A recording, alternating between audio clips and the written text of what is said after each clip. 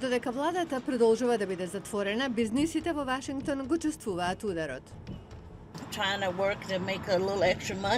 Се обидувам да заработам некоја пара за живот, но тешко е.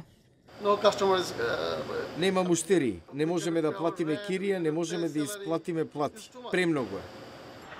Пролонгираното затворање на владата има негативно влијание на економијата и бизнисите во целата држава, вели Сем Бергер, кој бил политички советник за време на затворањето на владата во 2013.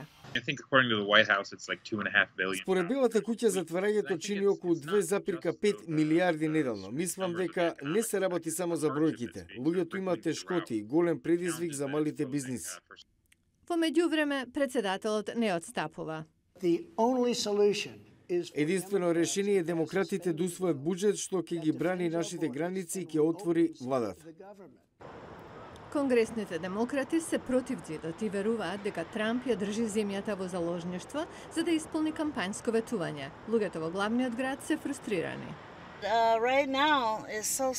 Се надевам дека ќе отвори зашто луѓето треба да се вратат на работа.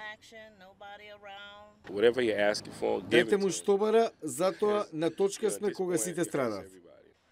Откако започна ова затворање во декември, некои ресторани нудат бесплатна храна во одредено време во денот за владени работници кои не се платени. Од 6 до 8 овде за нив има бесплатна пица. Мислам дека тоа е добро. Има многу луѓе кои одвај врзуваат крај со крај. Утре ова затворање на владата ќе биде најдолго во историјата на САД.